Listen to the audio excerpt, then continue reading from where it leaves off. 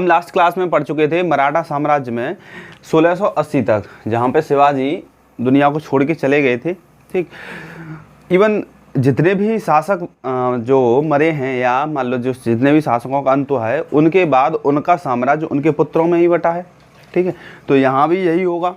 तो शिवाजी का जो शिवाजी के उत्तराधिकारी रहे, उनमें से देखो उनकी 5 पत्नियाँ रहीं। ठीक, उन 5 पत्नियों में से 2 पत्नियों का उल्लेख है। एक था सायराबाई, एक पहली सायराबाई और दूसरी पहली साईबाई और दूसरी सायराबाई, जिसमें पहली जो साईबाई थी उनके पुत्र का नाम था संभाजी। क्या नाम था? संभाजी। इनका शासनकाल जो रहता है 1680 से 1689 ईस्वी तक रहता है।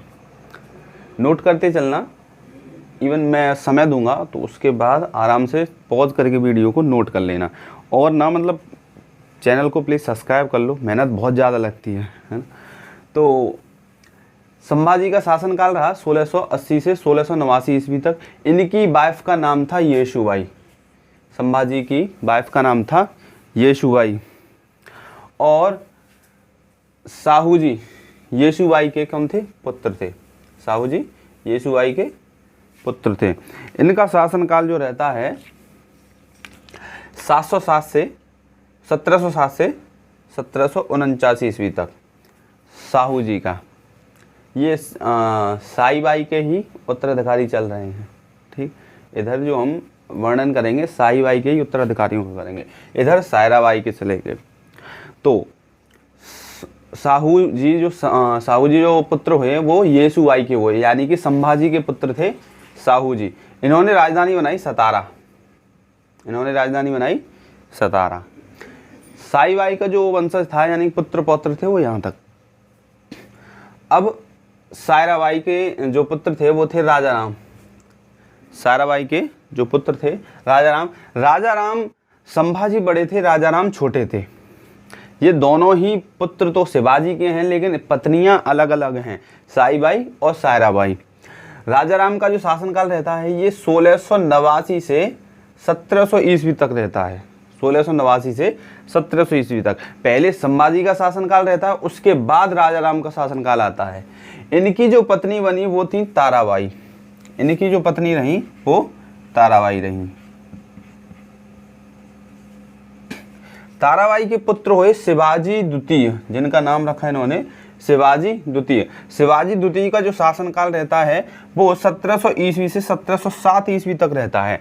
साहू महाराज देखिए, जो संभाजी के पुत्र हैं ये 1707 में आते हैं। 1707 तक शिवाजी द्वितीय का शासनकाल रहता है और इन्होंने राजधानी बनाई अपनी कोल्हापुर।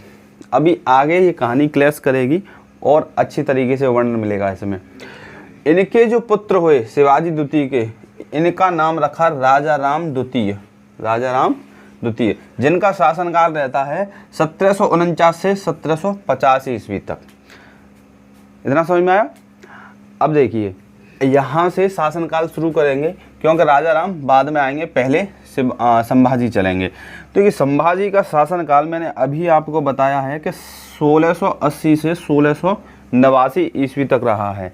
1680 से 1689 ईस्वी तक रहा है। ठीक है, एडी तक। इन्होंने सबसे पहला जो काम किया, एक अष्टप्रधान दल हुआ करता था इनके यहाँ पे। शिवाजी के शासनकाल में अष्टप्रधान हुआ करते थे। ठीक है, 8 लोगों का एक प्रमुख ग्रुप हुआ करता था, जो मान लो छत्रपति को या जो यहाँ के शासक थे उनके लिए एडवाइज़र का कार्य करता था। ठीक है, या उसमें ही कुछ प्रधानमंत्री, सेनापति वगैरह कुछ रखे जाते थे। ये तो 8 लोगों का ग्रुप हुआ था। तो संभाजी ने सबसे पहले उसको भंग कराया, उसे ख़त्म कर दिया। संभाजी एक पंडित कवि कलश था, उसको अपना सलाहकार नियुक्त किया। कवि कलश को इन्होंने अपना सलाहकार नियुक्त किया, एडवाइज़र। इनकी राजधानी जो रही वो रायगढ़ रही। क्या? कैपिटल जो रही वो रायगढ़ रही। ठीक है, कैपिटल जो रायगढ़ रही। इसके बाद होता क्या है कि 1689 में, यानी 1680 से 1689 तक शासनकाल रहा है संभाजी का।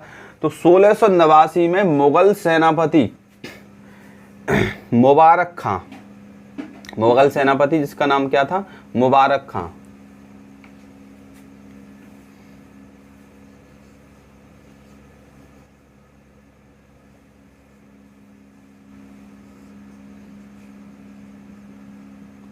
मुबारक खान ने अटैक किया कहाँ पे, रायगढ़ में, और रायगढ़ में अटैक करने के बाद संभाजी और कवि कलश को मार दिया, और इनकी पत्नी, संभाजी की पत्नी येसुबाई और इनके पुत्र साहू को कैद करके ले गया 1689 से 1707 ईस्वी तक। साहू जी और येसु भाई मुग़ल कैद में रहते हैं, ठीक है, या मुग़ल कैद में रहे। ये औरंगजेब का ही एक सेनापति था जिसने रायगढ़ पर अटैक किया, और रायगढ़ पर अटैक करने के बाद संभाजी को और कवि कलश को मार दिया, और कवि कलश को मारने के बाद येसुबाई और साहू महाराज को ये ले गया कैद में।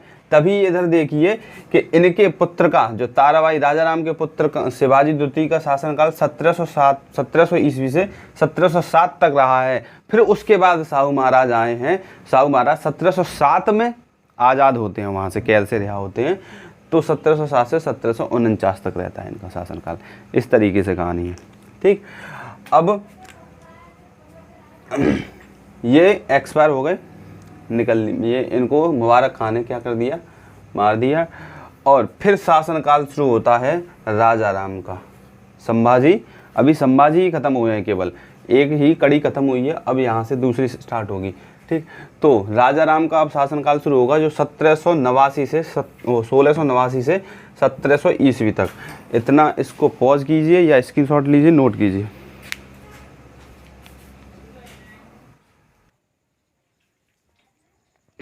कर लिया नोट। अब देखिए, मराठा साम्राज्य, उसमें शायद आका नहीं लगा होगा या किसी ने रेज कर दिया था ये, या मैं भूल गया हूँ, है ना। देखिए अब राजा राम आए, ठीक है। तो राजा राम, संभाजी की मृत्यु हो गई 1689 में। 1689 से 1700 ईस्वी तक राजा राम रहे। इन्होंने मुगलों के खिलाफ विद्रोह जारी रखा, ठीक है, यानी ये लड़ते रहे, तो मुगल भी इनके पीछे पड़े रहे। तो ये 8 साल तक जिंजी के किले में ही शरण लिए छिपे रहे थे, ठीक है, राजा राम। मुगलों के डर से ये भी इधर उधर भागते रहे। 1700 ईस्वी में इनकी मृत्यु हो गई, ठीक। इनका कोई विशेष ज़्यादा सीन नहीं है, ठीक है।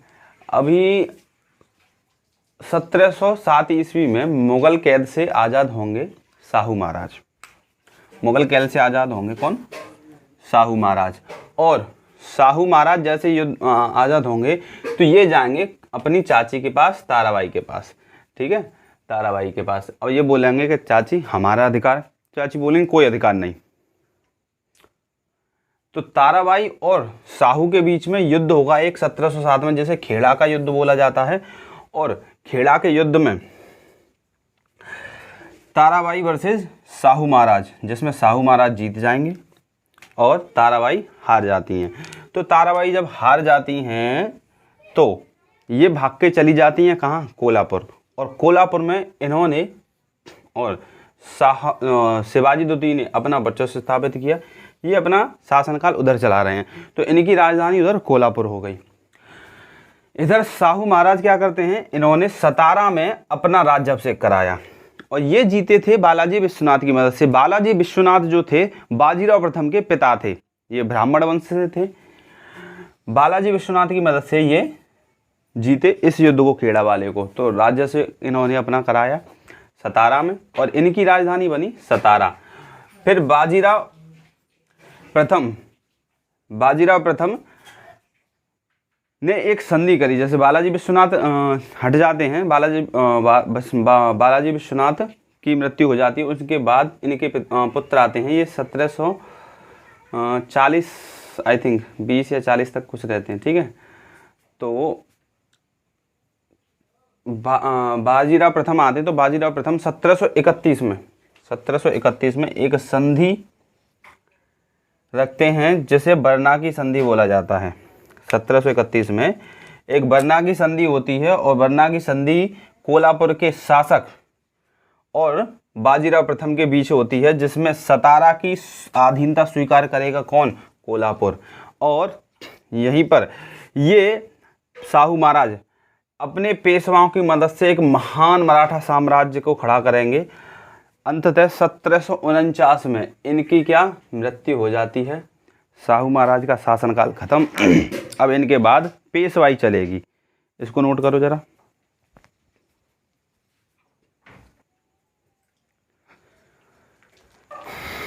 कर लिए नोट? पॉज कर लेना वीडियो को, नोट कर लेना, और आगे की कहानी को लेके चलेंगे अगली वीडियो में। तब तक के लिए नमस्कार, शुक्रिया। प्लीज़ चैनल को सब्सक्राइब कर लेना, वीडियो को शेयर कर देना, लाइक कर देना। धन्यवाद।